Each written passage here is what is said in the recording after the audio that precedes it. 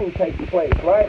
So it costs money to dispatch the police, the firemen, and the ambulance to the scene, right? Costs a lot of money. Okay, so when they get them to the hospital, that costs money. Insurance costs money. Meds cost money. So when they die, it costs money to dispatch a coroner to the scene, to transport these people, to then perform an autopsy. It costs money. So then it costs money to bury these people, to funeralize these people. It costs money. And then it costs a lot of money to take the person, the murderer, to court, who killed the person. Then it costs money for the prison system to house the people, to feed the people. So death is big business, and it keeps the city functional and operational.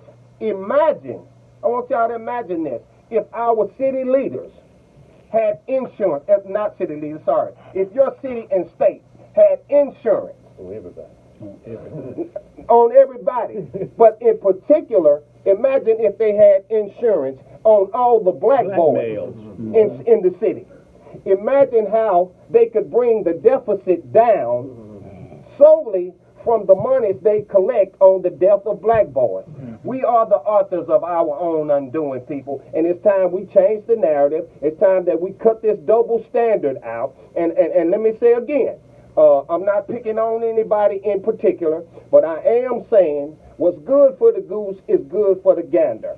Crime shouldn't have to travel over into the affluent neighborhoods for us to have a prayer march, a walk, a visual, and for us to see city leaders on the scene. So, city leaders, we want you all to sit where the black folks sit who can't reach y'all on the telephone. Imagine how they were feeling when their loved ones get killed in the hood every day and y'all don't show up. Other than Tabitha Taylor. When y'all don't show up, the chief show up sometime or he send a representative. But most of the time, you city council people aren't there in the black neighborhoods when somebody get killed, other than Tabitha Taylor. And other lately, then I'm going to give credit where it's due. Jerry Bowman show up sometime, but most of the time it's Tabitha Taylor. And I know people can't be everywhere for everybody. But here's the thing. We're just giving, perception is everything. We're telling you what it looked like. And if I sound angry, I'm not angry at leaders. I'm angry because of all of this senseless violence going on in the city. I have young sons. I have daughters. You have young sons. You have daughters. We are the authors of our own undoing in the black community, and we got to bring this junk to a halt. I don't care. Robert Bruchon, we were at Chavez's Better Shreveport thing weeks ago.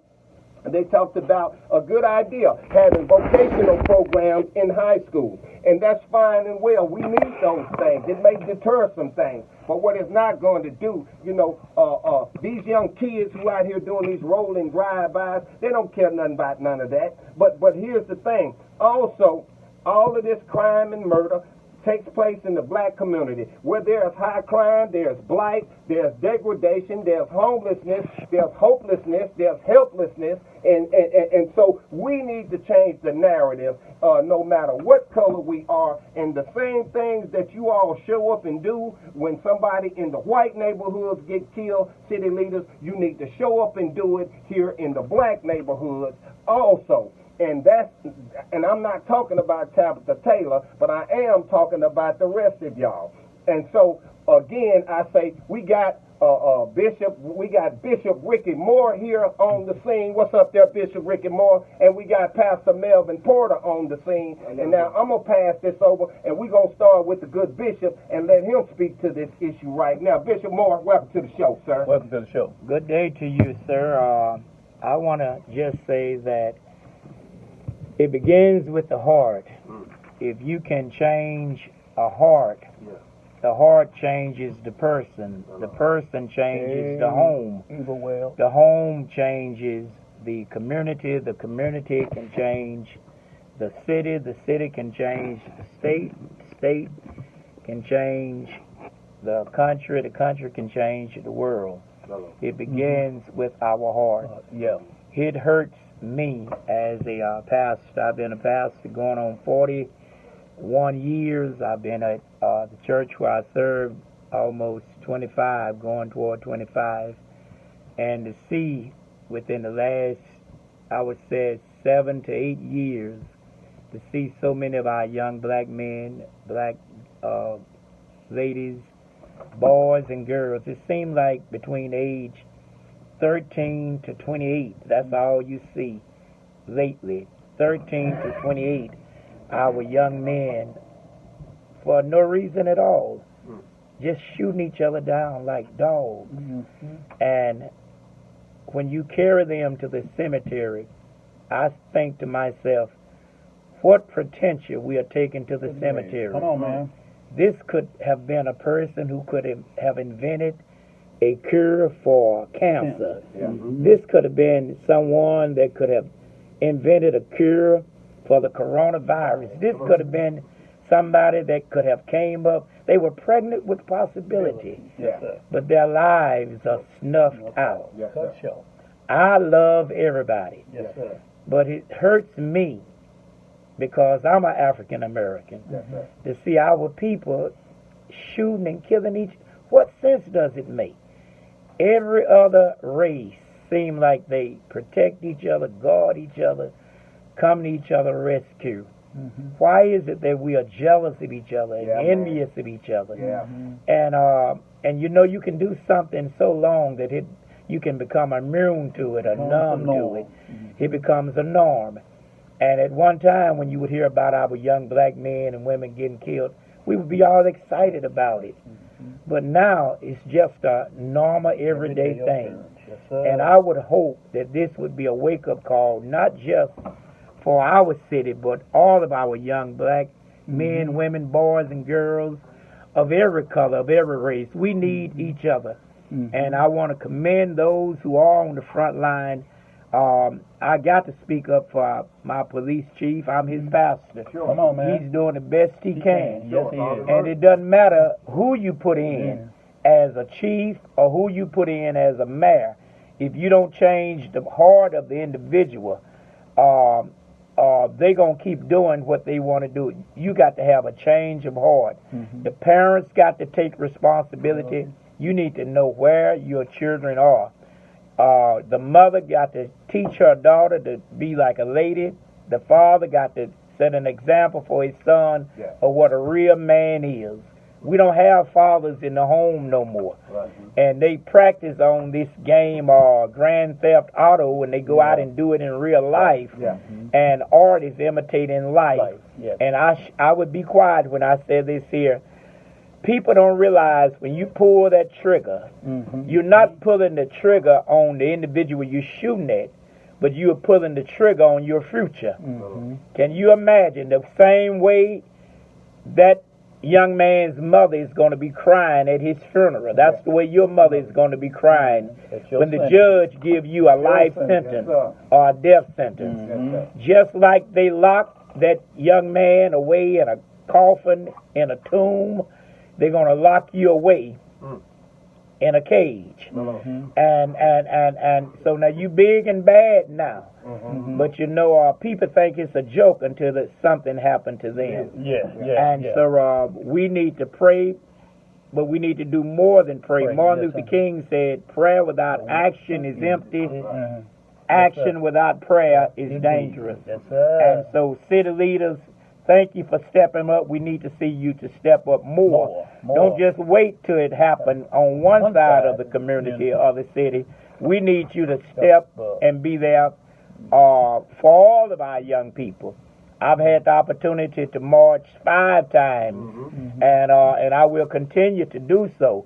And when we march again, we hope the same turnout that we saw here last week. We want to see it if it happened next week or next month. We need everybody to come together. And let's make Shreveport, let's lift it up to be the city that we can be proud of. We need to face it. Hold on, Lester. We got a special guest on the show, on this live here today, y'all. She's been listening in, and she's going to chime in. We got Councilwoman Tabitha Taylor on the show. So we want to welcome you to the show, Tabitha. I hold Tabitha, as you all know, Tabitha is my baby sister. I hold her in high regard. I don't care who like it, love it, or hate it. She's the only one who's out there, feet on the ground, boots on the ground. Boots on the ground. Everything. At everything. I saw a couple of people say they didn't see you at this place, that place. Well, One person can't be everywhere for No. everybody. You see what I'm saying? And so, Tabitha, I'm going to let you weigh in. We also see Tiffany Hyde on the live. What's up, Tiffany? Tabitha, we're going to let you chime in. What say you to the folks? Can't hear you, Tab. I'm sorry, I have an echo in the background. Can you hear me? We hear you now. We hear you now. Can you hear me? Yes. I believe our community. I'm gonna take these earplugs out because everything that I hear. Okay. I can hear Carl, it can the on- people on radio hear Tab? Okay, Tab, go ahead. Can you hear me now? We hear you. You got it. I believe where we are is a place that we have a plethora of emotions that we feel at this particular point in time. Anytime that there is a child that is killed, it is going to pull us for heartstrings. We've had so many discussions on the council when it comes to gun violence, how it affects our community, and what's happening is that it moves into another community that is not accustomed to having gun violence occur in their neighborhood. And so what warrants now is the conversation that we have to have of gun violence in its entirety and what it does. It is not a one-size-fits-all that will be the answer. It is a multi-layered response that we're going to have when it comes to it. And it's going to require us as elected bodies, as every entity of elected bodies, it's going to require the community within itself, black, white, Hispanic. It does not matter. When you see a child die, it doesn't matter the color. That child should be alive. And when I go to these things, it is heart-wrenching. Yes. Because you're normally there in the support of those individuals that have experienced this loss. But as a legislator, I sit back and I wonder, what else can I do? What am I looking at? What community partners are we pulling in? And Pastor Moore is right. You know, when he calls for the walk, come in. Yes. Come in. Come in. But also, when we pass walking, it has to be the support from our community, to our legislators. You know, and going in and showing support of what it is that we need to see, what it is that we need to see. We're going to have to enforce the laws that are already on our books. We're going to have to be an intricate part of that. And so now the conversation it's always been real, but it is even more transparent. Yes. So I don't know if you saw the Williams post, but it was very, very passionate from a white woman saying, this is what I did not do. Now I know what I used to do. So it brings us to a point of acknowledgement, healing, and let's move forward and take our collective power to try our best to rid our city of this violence that we see. No child, no neighborhood should have to live in a spirit of fear. I've always said that. Any child should be able to go into their community and run freely. Yes. One who reflects that even more are the individuals that decide to do mobile drive-bys and kill our children. You can't sit at the house with your grandmother. This young baby is one of many. Yes. The man that was shot in Old Salem Village that was sitting down eating a slice of pizza. From Malia, who was at the hotel with her parents, and the gun was there. From the 2-year-old in Clear Horizon that was visiting their aunt. Again, this happened to him, where his mother ran out into the street with her baby, bleeding profusely, trying to get him into the ambulance because he was shot from some idiot carelessly using a gun. And it is heart-wrenching. It is gut-wrenching. And we cannot ignore it. So all Caucasian brothers and sisters, Hispanic, whatever ethnicity that you are, we need each other because this is what the African American community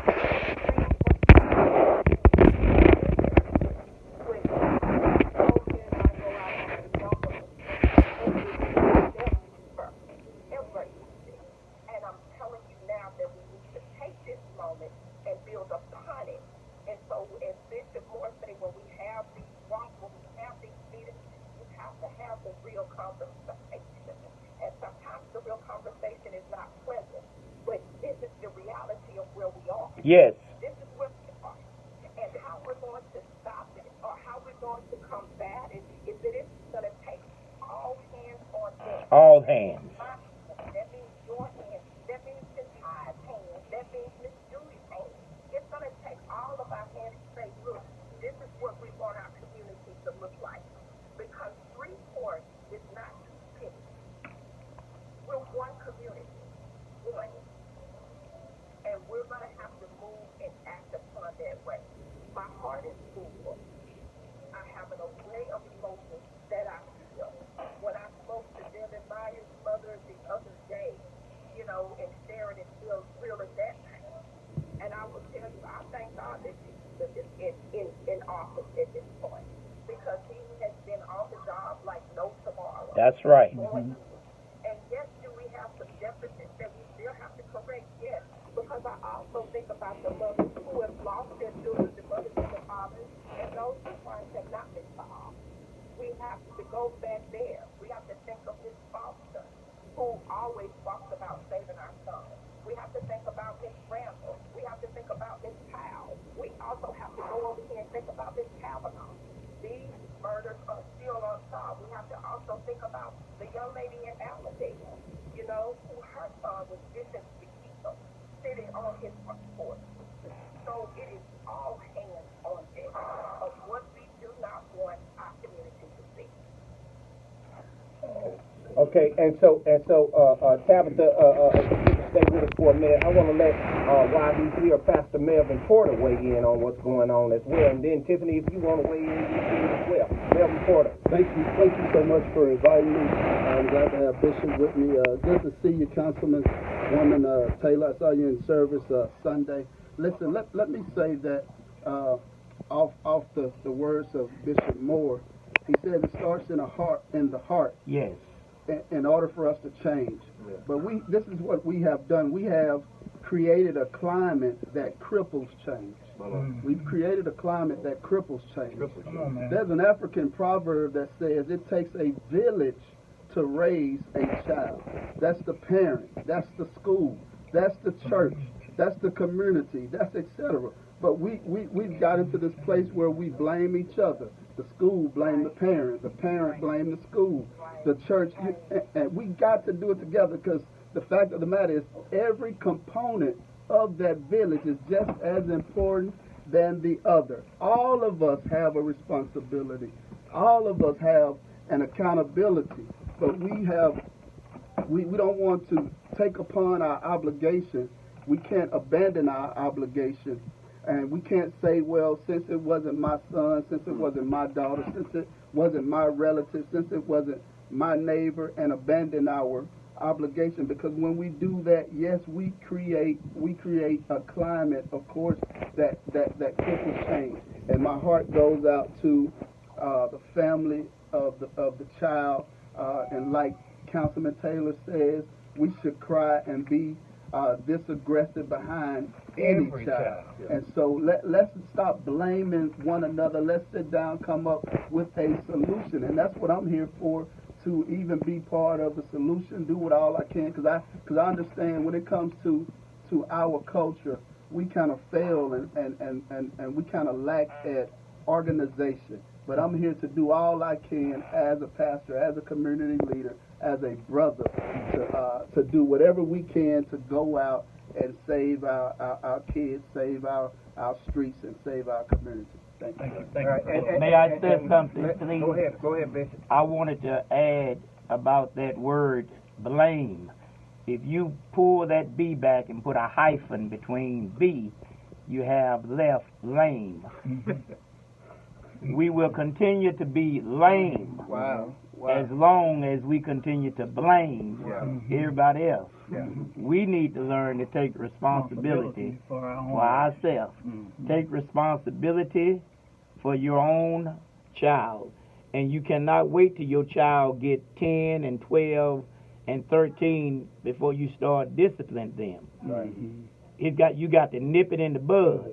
When that teacher calls you and tell you your child is out of control or you need to do something, you can't go there jumping on the teacher, cussing out the principal. I ought to get an amen somewhere. Amen. You got to start while they are 3, 4, 5, 6, and 7.